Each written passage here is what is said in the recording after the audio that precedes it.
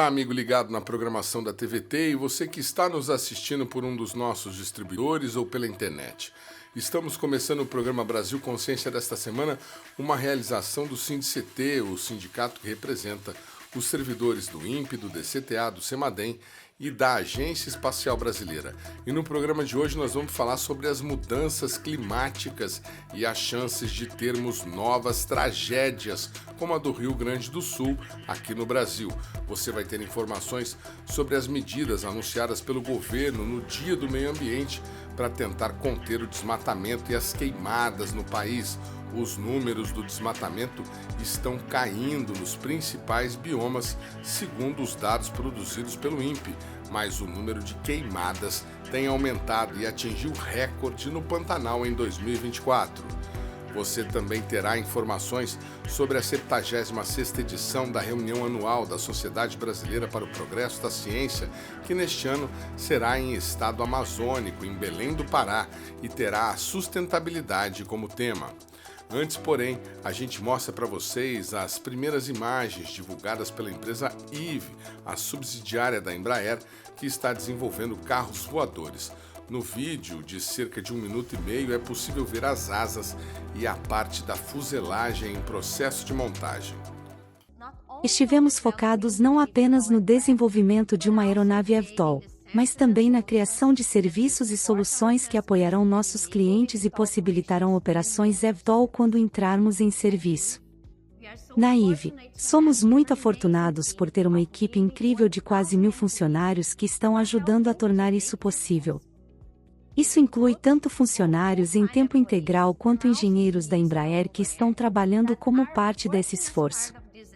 Hoje, a construção de nosso primeiro protótipo está bem encaminhada.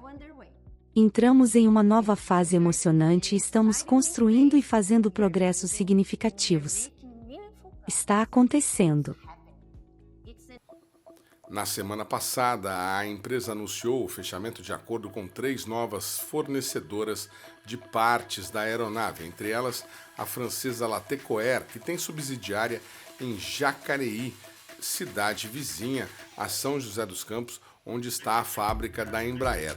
A Latécoère de Jacareí já fornece partes da fuselagem dos aviões da família E2, mas não há confirmação de que a unidade estará na cadeia de fornecedores do eVTOL da Embraer.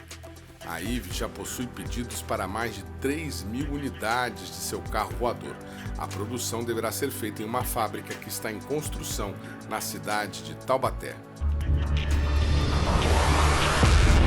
Agora vamos falar sobre a reunião anual da SBPC que acontece em Belém do Pará, na Universidade Federal do Estado. Belém terá a responsabilidade de superar o sucesso da reunião realizada no ano passado em Curitiba, no Paraná. Naquele encontro, o primeiro do novo governo, a comunidade científica celebrou uma trégua com o governo federal após período de muitos cortes no orçamento e enfrentamentos durante a gestão Bolsonaro.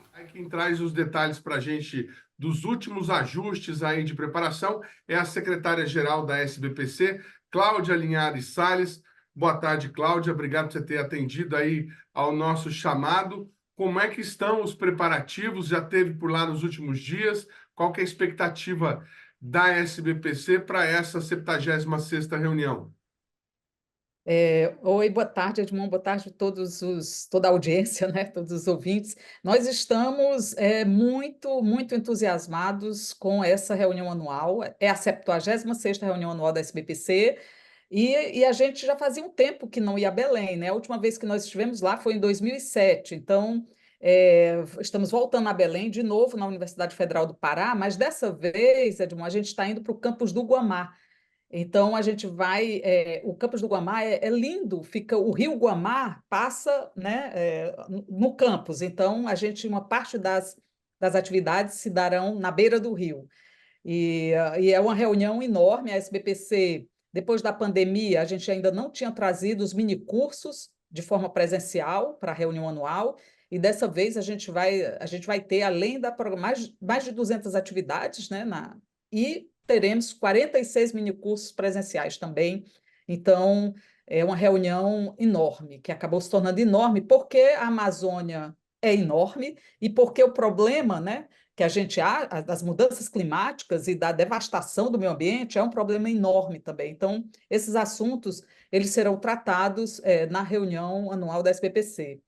O tema da reunião é Ciência para um Futuro Sustentável e Inclusivo por um novo pacto social com a natureza. Então, a gente tem que refazer esse pacto, né, com a natureza. Na verdade, a natureza está quieta, né? E somos nós que temos que repensar isso e temos que pensar isso sem esquecer do social, porque é necessário que seja um futuro sustentável e inclusivo para todos nós. Muito bem. E entre as informações que a gente recebeu aqui, que esse ano a SBPC vai fornecer, inclusive, alojamentos. Como é que estão os preparativos para a participação? Os pôsteres já foi fechado, né?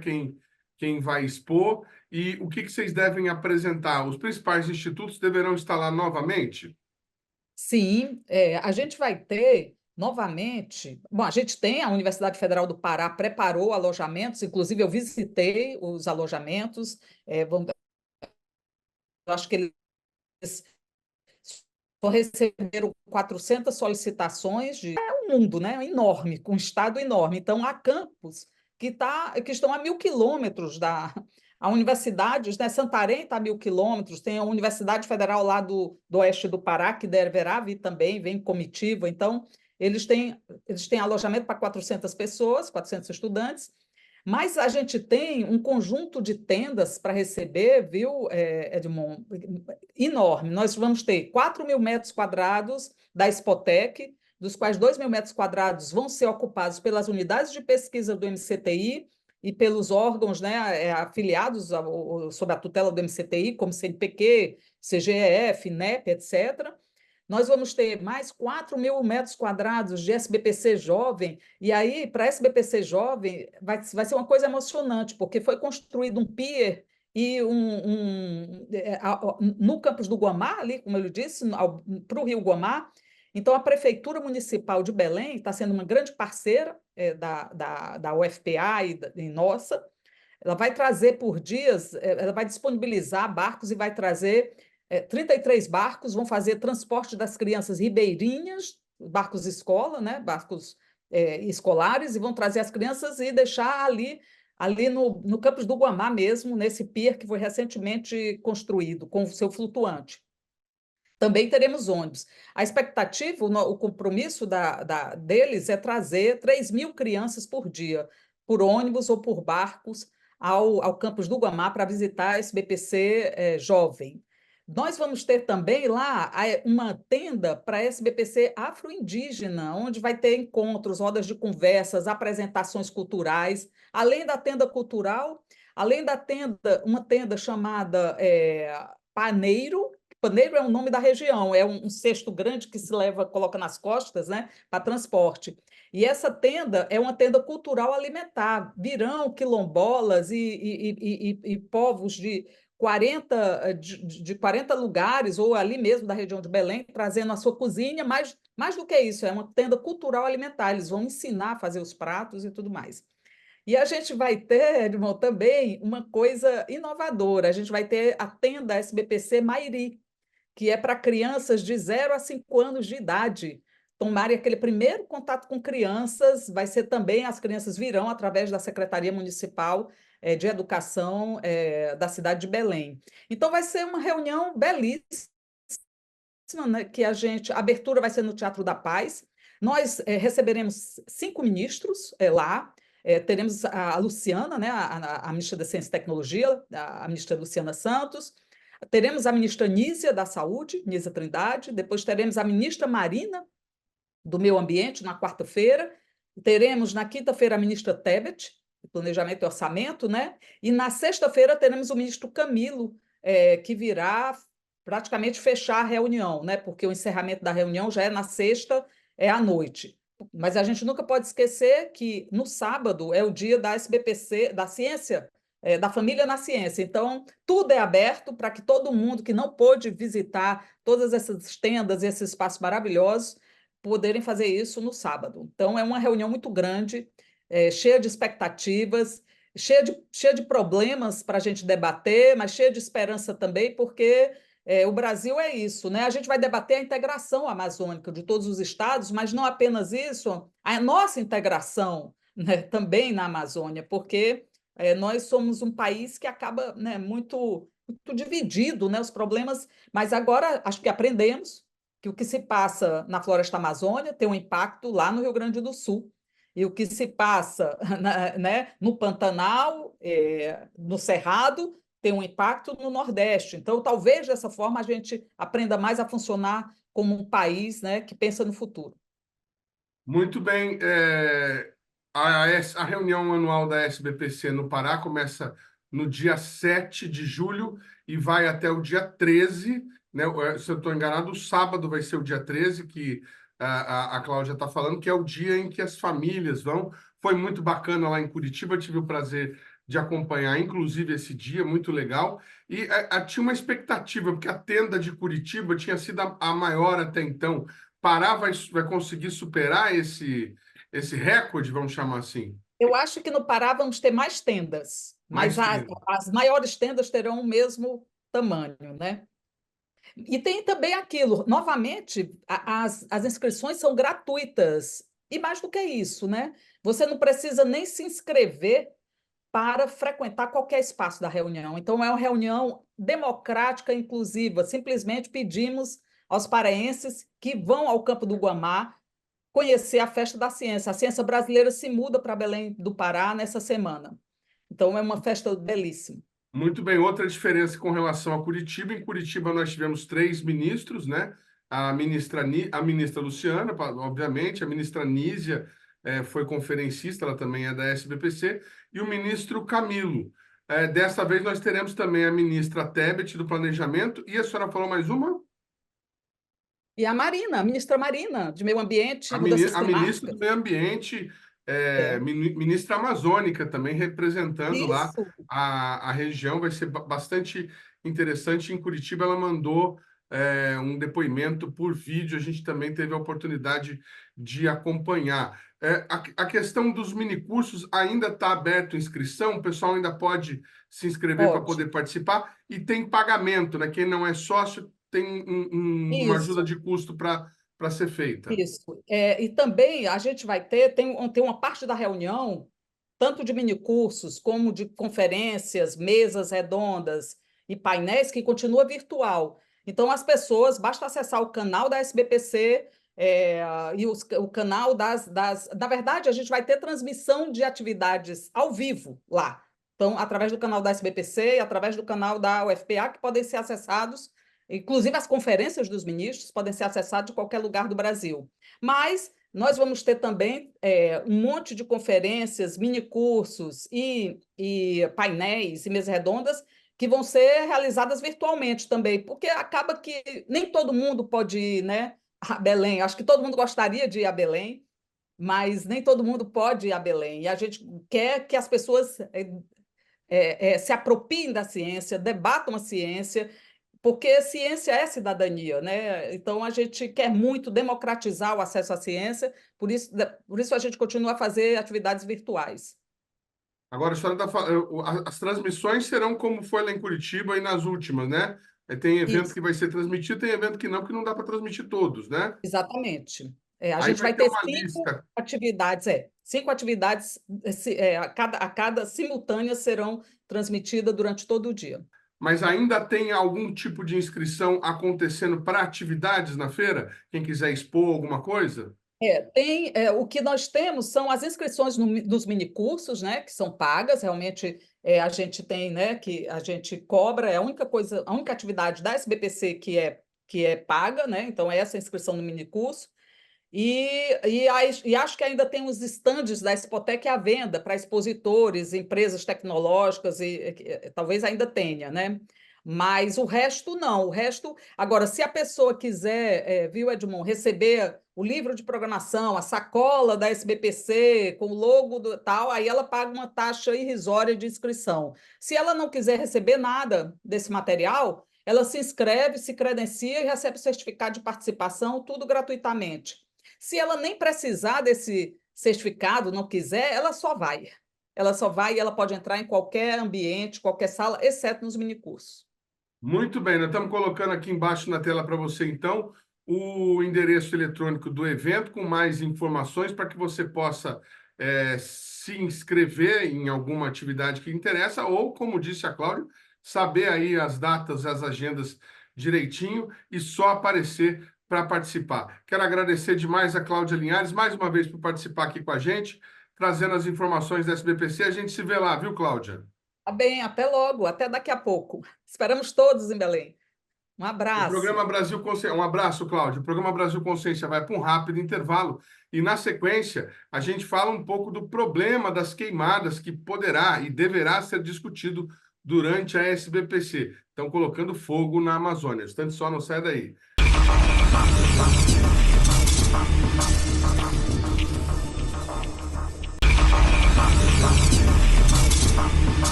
A emergência climática que seria causada pelo aquecimento global, com mudanças no clima e ocorrência de eventos extremos, não é mais uma projeção para o futuro.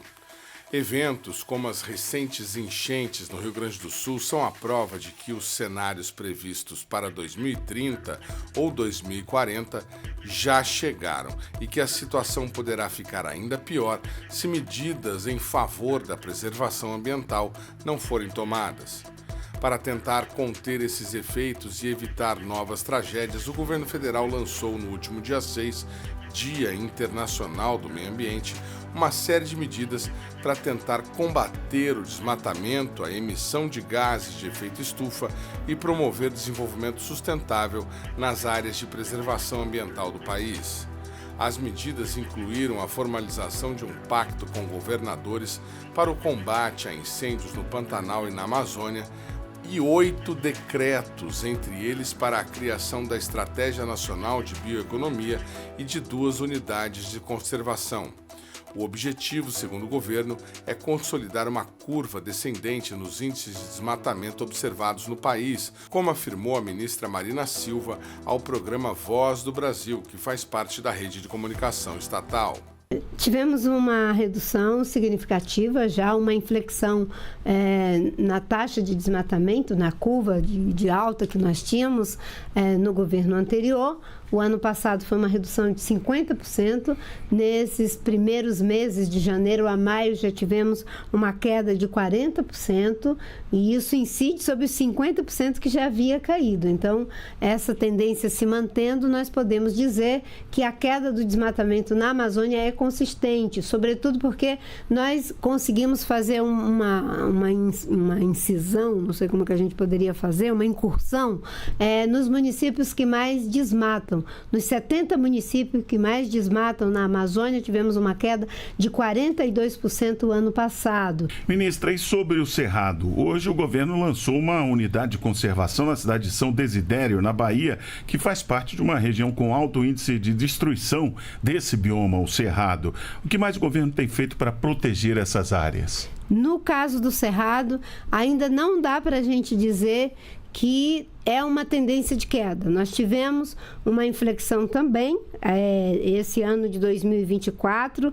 né, uma queda de 13% no desmatamento do Cerrado. O ano passado tivemos um aumento de 43%, mas já fizemos um plano de prevenção e controle do desmatamento para o Cerrado, já lançamos e estamos implementando, estamos dialogando com os governos dos estados que mais desmatam, já estamos trabalhando para ter também a lista dos municípios que mais desmatam.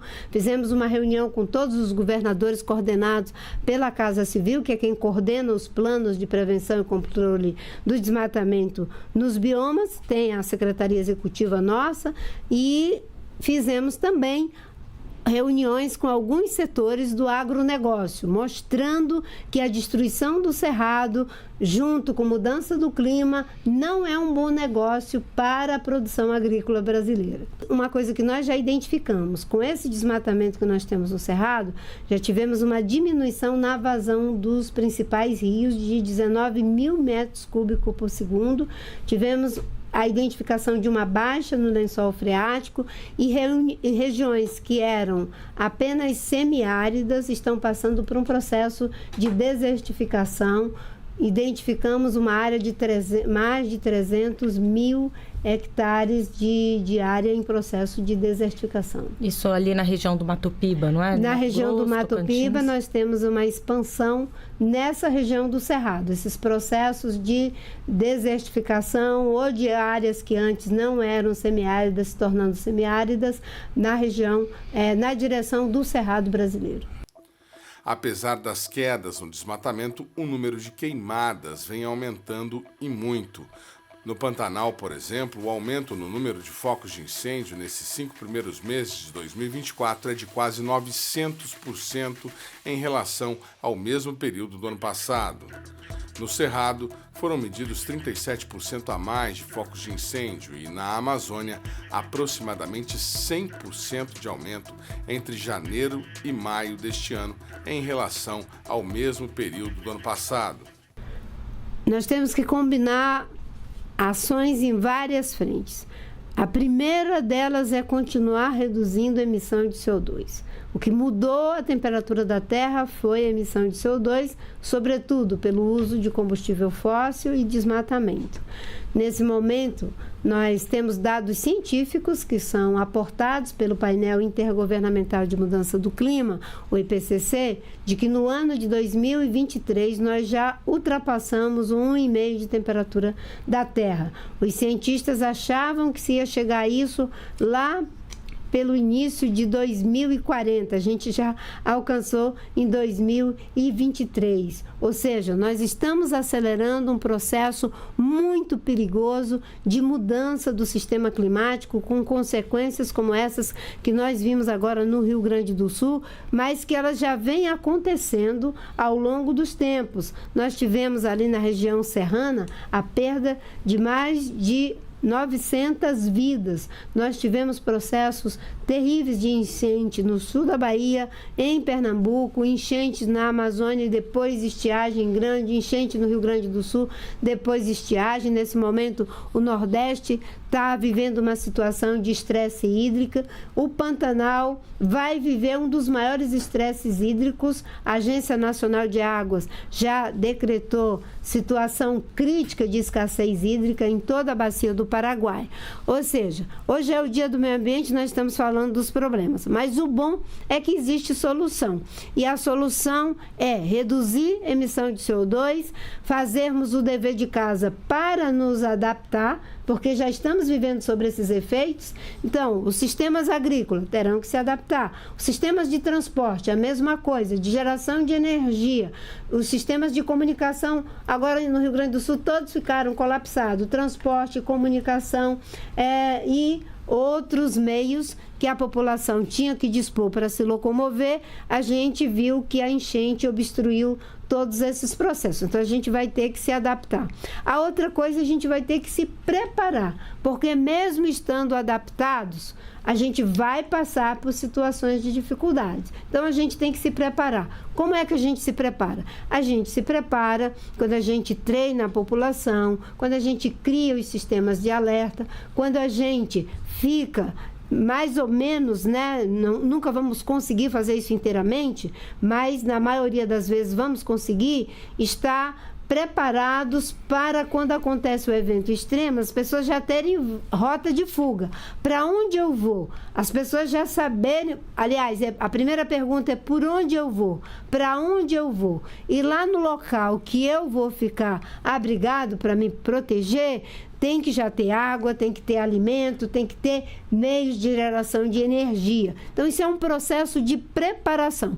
Por isso que nós estamos fazendo um plano, a pedido do presidente Lula, de enfrentamento aos eventos climáticos extremos. É uma estratégia de enfrentamento à mudança do clima, né, com esses eventos climáticos extremos. E uma outra forma da gente fazer, né, esse esforço é também fazendo obras, e aí são obras de grande estatura, encosta, drenagem, às vezes é remoção de população.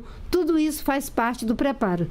E o bom é que nós temos ciência que já nos diz, né, o CEMADEM, que faz toda a análise de risco, que existe 1.942 municípios que são vulneráveis a esses eventos. Então, nós temos que ter uma dinâmica de focar ações de prevenção e de gestão do risco nessas áreas mais vulneráveis. É para falar sobre essas relações que nós estamos nesse momento aqui com a doutora Luciana Gatti, especialista do INPE e que já nos ajudou outras vezes nesses assuntos. Muito boa tarde, doutora Luciana, obrigado por você ter atendido ao nosso convite. Eu gostaria de perguntar para a senhora, para as pessoas que ainda não têm, que ainda não acreditam nisso, qual a relação, por exemplo, de tudo o que a gente tem visto com relação à degradação do meio ambiente e esse incidente trágico que nós tivemos no sul do país recentemente, com as enchentes, os alagamentos em Porto Alegre e cidades próximas. Boa tarde. Boa tarde. Bom, primeiro, obrigada pelo convite. É um prazer estar aqui. Boa tarde, boa noite, bom dia a todos que estão nos assistindo. Queria agradecer a oportunidade da gente conversar sobre isso, porque é um assunto de extrema importância para todos nós, né? O que nós estamos assistindo é um adiantamento das mudanças climáticas. Nós estamos vendo um número de eventos extremos com intensidade maior do que a prevista, do que esperada para agora. Isso dá um recado alarmante. Isso significa o seguinte: a situação é pior do que até os cientistas imaginavam. E aí a gente tem que pensar, por quê? Né? Bom, em primeiro lugar, porque o modelo é uma simplificação da realidade. Primeiro que a gente não teria máquina para colocar tudo quanto é interação que ocorre na natureza, né? Imagina a natureza como um joguinho de dominó. O homem faz uma ação, ele desmata, ele desvia o rio, ele seca o Pantanal, né? E aquilo causa impacto na chuva, na temperatura, nas árvores que estão ali, elas vão funcionar diferente, vai mudar as espécies que vêm lá e blá, blá, blá, blá. É um dominózinho. A gente simplifica, a gente só põe aquela área que deixou de existir ali enquanto carbono, enquanto CO2. Só que ela também participa do clima, participa do balanço de temperatura, né, balanço de energia, participa de uma quantidade gigantesca de coisas e tem outras que a gente nem conhece, mas tudo está conectado na natureza. Então, isso significa o seguinte, que a modelagem ela está subestimando os efeitos do estrago que nós estamos fazendo no meio ambiente, né? Isso posto, a gente já começa a pensar, opa, aqueles objetivos lá para 2030, 2050 já não vale mais. A gente tem que adiantar. Agora, a pergunta mais importante é, o que nós estamos fazendo que está acelerando as mudanças climáticas? O que a gente está fazendo no Brasil que poderia estar num cenário diferente? Olha, vou começar contando uma observação que é fácil da gente fazer. A gente pega o desmatamento na Amazônia, o gráfico, o número de desmatamento na Amazônia, sabe, aquele grafiquinho de barras, e o número de mortes por chuva em excesso. Nós tivemos uma elevação no número de eventos extremos a partir de 2019. A gente está observando, e todo mundo está colocando muita atenção nesse evento atual no Rio Grande do Sul, só que nós tivemos inúmeros eventos, uma quantidade de mortes enorme a partir de 2019. Número de mortes até então não chegava a 30, até 2018. Vamos lembrar, 2019, entrou o Ricardo Salles, que merecia mais ser chamado de o ministro do desmatamento do que o ministro do meio ambiente, né? E Bolsonaro falando, acabou a fábrica de multas no IBAMA. O desmatamento disparou no Brasil inteiro. Na Amazônia, foi um aumento de 90% no desmatamento na Amazônia. 90%. E no resto do Brasil, Pantanal, Cerrado, Mata Atlântica, Pampas. E a gente começou a ver eventos extremos em tudo quanto é canto. Foi Bahia, foi Espírito Santo, Rio de Janeiro, São Sebastião em São Paulo. Nós tivemos aquela tempestade de deserto no interior de São Paulo, lembra? É uma tempestade de areia até 1 quilômetro de altura, que é um fenômeno de deserto. Então, assim, a gente viu o desmatamento disparar e os eventos extremos acelerar na mesma proporção. É coincidência? Não, não é. Você coloca um gráfico em cima do outro e você vê. Estudando o efeito de desmatamento na Amazônia, eu entendi por quê. Vamos fazer um raciocínio aqui. O que a gente entende? Olha, a Amazônia, aqueles 7 milhões de quilômetros quadrados de árvores, as árvores jogam na atmosfera quase que a mesma quantidade de água que o rio Amazonas joga no oceano por dia. É muita água. Imagina, o rio Amazonas joga 20% de toda a água doce nos oceanos por dia. Isso vai para a atmosfera. E quando as árvores pegam a água que está líquida lá no solo e faz ela ir para a atmosfera na forma de vapor, bom, a água, para sair do líquido e ir para o vapor, ela precisa receber energia na forma de calor. Então, ela rouba a energia do ambiente onde ela está. Imagina o planetinha jogando a descarga de um rio Amazonas para a atmosfera e resfriando ao mesmo tempo. Olha, esse é um mecanismo que a gente pode chamar de airbag climático para a gente.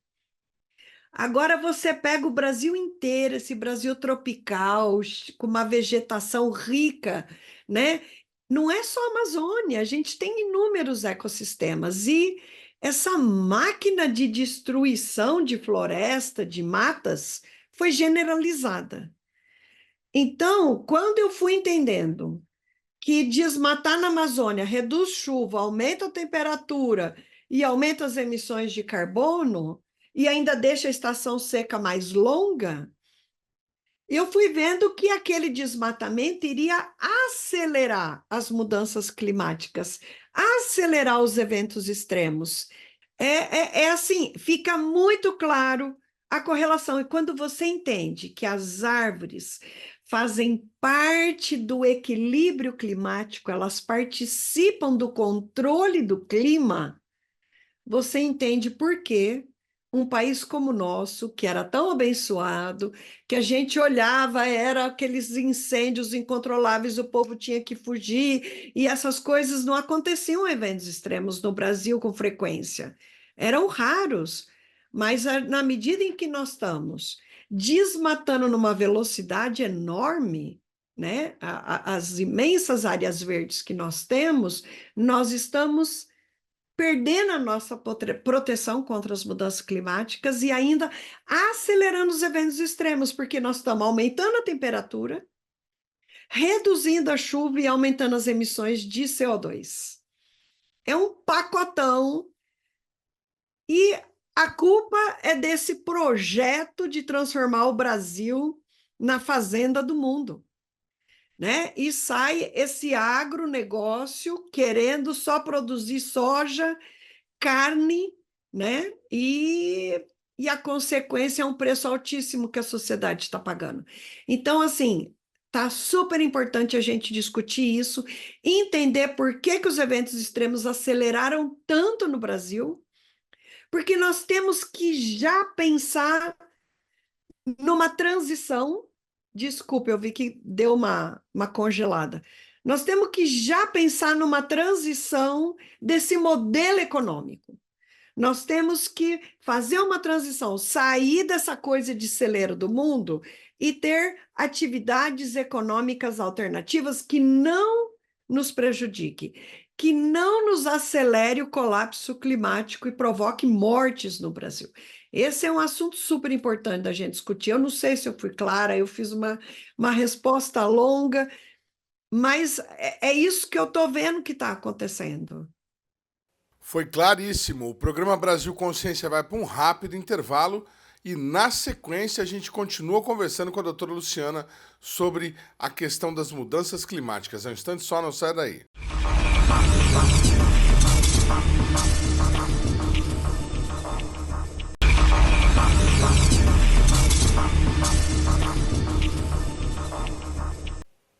Agora, nós tivemos uma redução nesse primeiro ano do novo governo, segundo ano. Isso não foi suficiente ou essa redução não será percebida imediatamente? Nós estamos pagando a conta daquilo que aumentou há 5, 6 anos atrás. Exato. Primeiro que quando eu digo 90%, a gente publicou ano passado um estudo, acho que você chegou a me entrevistar, onde a gente comparou os 9 anos anteriores ao Bolsonaro, de 2010 a 2018, com o que aconteceu em 2019 e 2020. O desmatamento aumentou 90%. A exportação da madeira bruta, 700%. 700%. Esse então dado é tem importante. Um monte 700%. De desmatamento não computado aí. Hã? Esse dado a gente não tinha, é importante. A exportação de madeira bruta brasileira, amazônica, imagino eu, aumentou 700%. Exato. O que isso diz para a gente? Se o desmatamento só aumentou 90% e a exportação da madeira bruta aumentou 700%, tem um monte de desmatamento que eles chamam de corte seletivo ilegal, que não tem, porque assim, como que o PRODES contabiliza desmatamento? Você precisa ter no mínimo 6,20 alguma coisa hectares, 6,2 hectares ou 6,3, eu não lembro, é 6, alguma coisa hectares de corte raso. Desmatou tudo, quer dizer isso.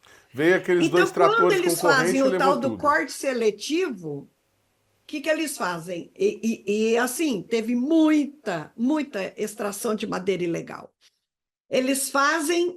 Primeiro eles derrubam um caminho até uma determinada área, né? Então, só aí já perdemos um monte de madeira. Aí o cara entra, vê uma árvore gigantesca de vários séculos, sabe? Vários séculos, 3 séculos, 5 séculos. O cara corta aquela árvore, a árvore, na hora que ela cai, ela já derruba um monte junto com ela. Não só por cair, mas porque tem cipós ligando uma na outra, né? Então ela faz uma clareira. Aí o caminhão, para tirar ela, tem que passar uma corrente e vir puxando, vai derrubando outro tanto. Então, com isso, imagina, 700% de aumento de exportação de madeira. É muito desmatamento de menor escala que não entra na contagem do PRODES, que foi e está sendo feito. Eu não ouvi falar de madeireira nenhuma fechada, apesar da gente ter um monte de, assim, a partir de 2023, tem uma operação importante do IBAMA, só que esse ano o IBAMA entrou numa espécie de greve, porque a Polícia Federal recebeu um aumento gigantesco e os caras nada, né?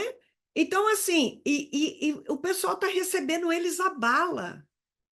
O crime organizado entrou na Amazônia, se associou com desmatamento, com grileiro, com madeireiro, e está tendo troca de tiro, e o pessoal não tem o salário do policial, ele se arrisca, tanto quanto um policial, e um monte de outras coisas, né? Então, o pessoal está aí há 5 meses, desculpa, vi que congelou de novo. Está aí há 5 meses fazendo uma espécie de greve branda, onde eles não vão tanto para campo, fazem mais um trabalho sem se expor, né? Mas, assim, a gente tem que olhar para isso. Essa história de déficit zero está comprometendo um monte aí, né, na educação. A gente também. Instituto de Pesquisa, zero aumento, né? Mas os ricos lá com os juros de 10,5 está garantido, né? E a gente fica no zero. E tudo o resto aumenta. A gente tem que discutir isso, porque a gente tem que entender o impacto dessas atividades econômicas na mudança do clima, né? Não tem como se combater o desmatamento de mão dadas com o agronegócio. São eles a máquina destruidora da natureza. Veja, tem um monte de fazendeiro lá do Rio Grande do Sul migrando para a Amazônia. O ano passado eu encontrei um fazendeiro que disse a seguinte frase para mim: eu vim para cá para ver terra para comprar, e assim como eu, tem um monte de conhecidos que estão fazendo a mesma coisa do que eu. Então, assim, as mudanças climáticas que o desmatamento está acelerando, está provocando uma hora seca, outra hora cheia lá no sul do país. Aí o que eles fazem? Eles vão para a Amazônia desmatar mais ainda. Nós temos que parar esse motor. Se não incluir na política pública, refrear esse projeto baseado na agricultura, nós não temos chance, porque o desmatamento não representa só a emissão de CO2. É muito importante a gente entender isso. O desmatamento representa uma aceleração das mudanças climáticas, porque essas árvores, elas fazem parte do controle do clima. Então, o desmatamento está provocando um desequilíbrio climático no Brasil.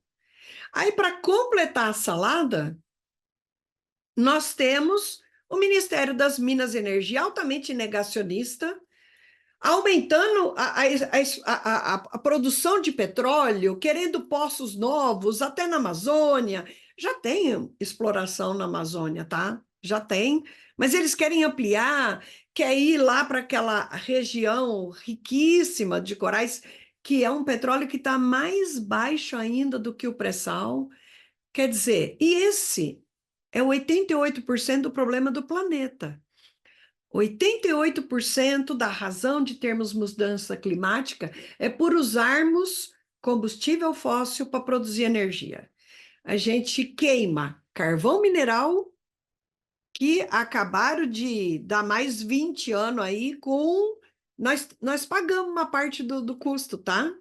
Incentivos fiscais para produzir carvão e queimar carvão em termoelétrica.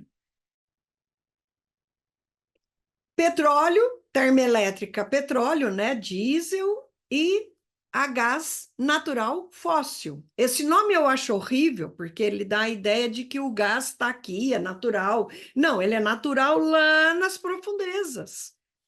Esse gás, ele tem um poder de aquecimento da atmosfera 28 vezes maior do que o CO2. E está se aumentando aí a produção de gás natural fóssil. E aí, Bolsonaro, quando privatizou a Eletrobras, ainda colocaram lá uma obrigação de todos os estados terem até, acho que 30% da sua produção de energia baseada em termoelétricas a gás natural fóssil. Então, assim, é uma loucura, né? Por um lado, a gente tem o combate do desmatamento na Amazônia, mas todo o resto me dá desespero.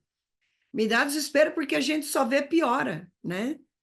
Piora no desmatamento fora da Amazônia, piora na produção do petróleo, né? E exploração de novos campos, investimento em pesquisa, enquanto que a gente tinha que estar investindo em energia alternativa.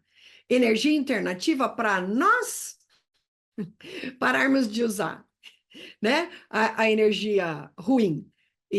Agora, se a gente só pensar em energia alternativa para exportar e ganhar dinheiro, também não é uma boa coisa, né? Porque aí lá vamos nós produzir cana para exportar desmatamento, né? O pessoal está acabando com o Pantanal, acabando. O Pantanal está secando para plantar soja, para plantar cana, para criar gado. O gado aumentou terrivelmente no Pantanal. Sabia que 43% do rebanho bovino brasileiro está na Amazônia? Nossa, quase a Aí vem essas metade. gigantes exportadoras dizer que, sabe, dá um greenwash lá, né?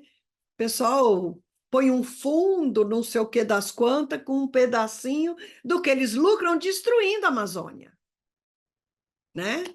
E, sabe, a gente tem que parar de olhar dinheiro, tem que parar de olhar fazer dinheiro, né? O objetivo número 1 tem que deixar de ser gerar renda, tem que ser a vida das pessoas. As pessoas estão morrendo por causa dos eventos extremos. Então, assim, não adianta produzir dinheiro se o desastre vai ser gigante. Imagina o Brasil com uns 3 eventos, como que aconteceu no Sul por ano, 4, 5, porque as mudanças climáticas elas vão aumentando exponencialmente. E não há dinheiro que chegue para pagar os prejuízos, né? Dinheiro que chega, então não tem lógica. Não tem lógica dizer que vai explorar petróleo para fazer a transição energética. É loucura. É loucura, é negacionismo.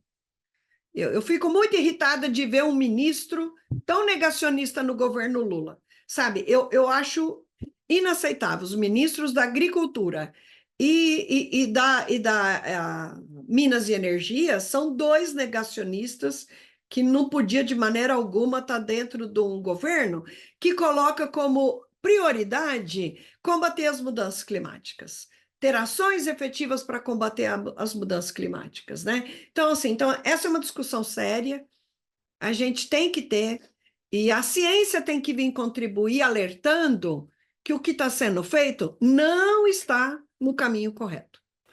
Nossa, Né? a senhora Só em falando parte. assim, tira. Eu tinha a percepção, e talvez isso seja senso comum, né, e desinformação, de que se as coisas fossem caminhando do jeito que estão indo, um combate aqui, né, resolver o problema do IBAMA, que a gente sabe que está acontecendo, que poderia melhorar. Mas do jeito que a senhora está falando, não vai dar tempo de esperar a COP30 para tentar discutir novas medidas. Esse é o ponto. Esse é o ponto.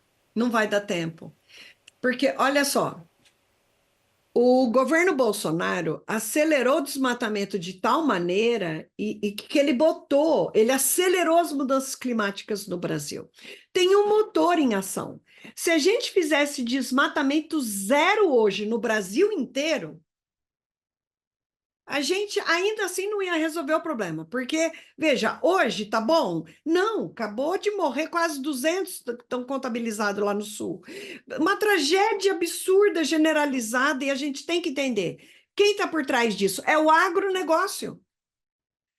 Assim, é absurdo como os caras não têm consciência. Em plena reunião, a primeira reunião intergovernamental que teve lá no Sul, veio lá o cara que representa o agro no Rio Grande do Sul, diante daquela tragédia gigante, dizer com orgulho que o Rio Grande do Sul voltou a ser o 2º estado de maior produção de alimento do Brasil, e não entender que esse é o problema, né? Aquele governador derrubou quase 500 decretos de produção ambiental, acabou com mata ciliar, acabou com tudo quanto é proteção. Está aí o resultado. Ou a gente entende o que nós estamos fazendo de errado, ou nós não vamos ter esperança. E enquanto nós estamos vendo essa aceleração das mudanças climáticas, os negacionistas no Congresso, bancados, que servem ao agronegócio, é o pessoal que está lá a serviço dessa elite do agronegócio.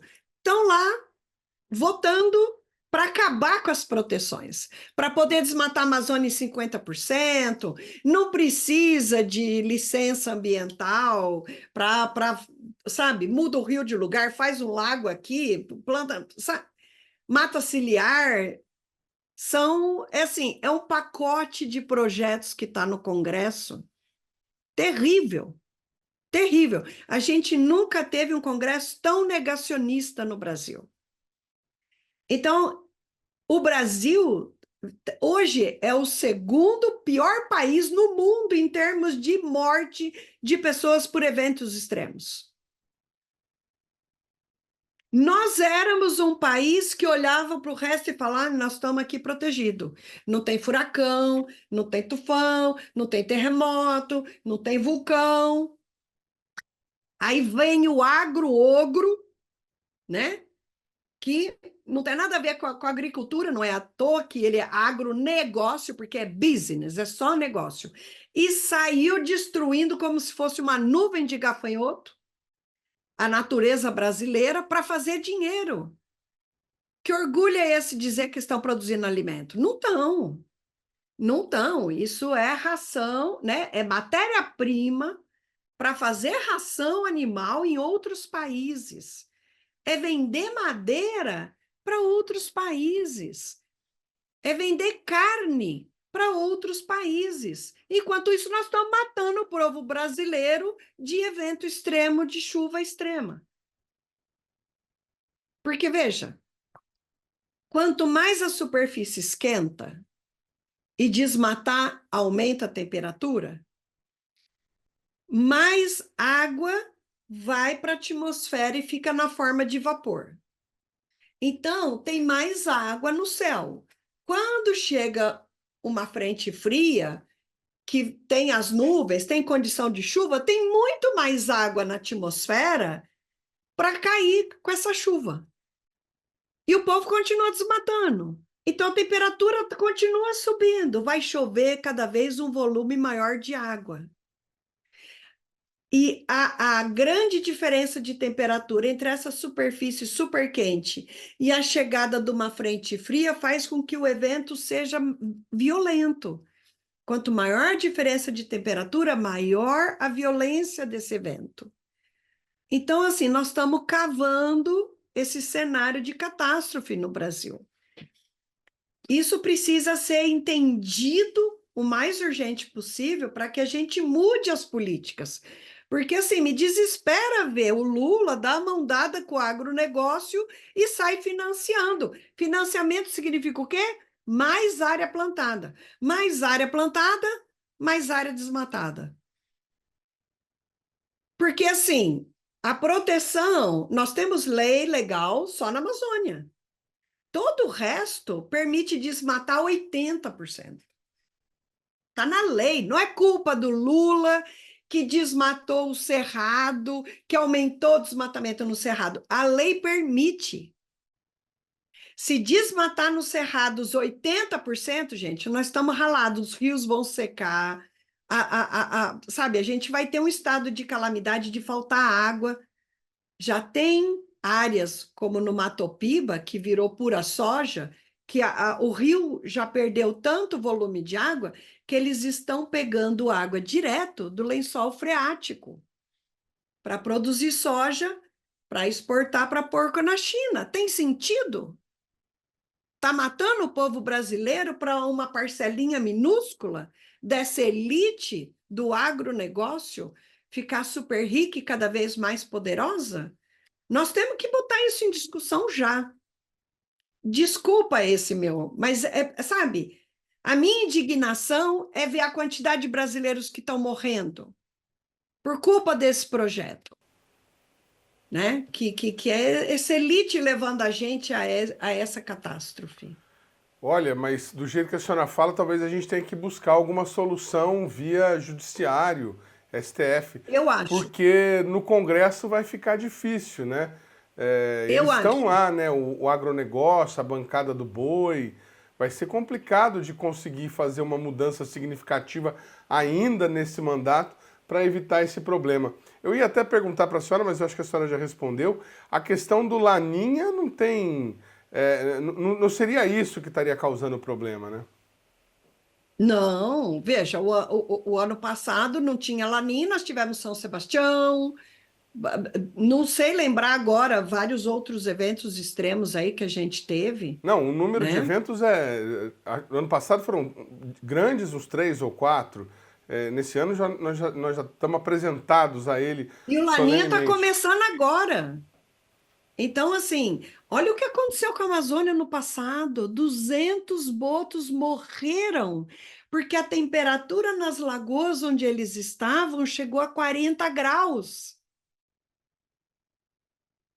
Então, veja, mas aí a culpa não é nossa. Alto lá. Primeiro, teve 2 processos, não é só o El Ninho, tá? Teve o El Ninho e teve o aumento da temperatura no Oceano Atlântico Norte. Ele também estava fervendo, estava ali em febre. Fervendo é modo de dizer. Estava tão com a temperatura alta quanto o El Ninho, que foi muito extremo, realmente. Então tá, então são 2 processos que fazem não chover na Amazônia. Mas tem um terceiro que é a nossa culpa. O desmatamento gera redução de chuva e aumento de temperatura. Então, a gente está fazendo a floresta ficar mais doente. Nós estamos fazendo a floresta ter menos resistência para passar por essas mudanças climáticas. Então, assim, ou a gente enxerga isso e dá um basta nesse agronegócio, sabe? A gente tem que ter agricultura para produção de alimento no Brasil. Esse projeto de exportação de alimento está acabando com a gente, está gerando morte. Então, nós temos que parar, estudar isso com todos os setores afetados, técnicos, cientistas, e elaborar um plano de transição dessa economia baseada no agro para agrofloresta. Como fazer isso de maneira... Porque aí a gente mantém a produção de alimento. E olha que vantagens, sem veneno, não precisa de adubo, né? E precisa de muito menos água, não precisa nem regar artificialmente, porque é feito de uma maneira que você preserva a água no solo, você preserva a vida, você preserva a biodiversidade. Então, assim, a gente tem que entender que esse projeto é o que está acabando com a gente. Olha, eu quero agradecer demais não vou nem chamar de entrevista, eu acho que é quase uma aula, um manifesto da doutora Luciana Gatti, mais uma vez aqui no nosso programa. Obrigado pelos esclarecimentos. E a gente faz eco aí com esse apelo, precisamos da união de todos nós seremos prejudicados para que isso mude. O programa Brasil Consciência vai ficando por aqui. Você que quiser conferir os demais programas produzidos pelo CineCT, entre aí na nossa página ou no próprio canal da TVT. A gente volta na semana que vem com mais uma atração inédita para vocês. Tchau, gente!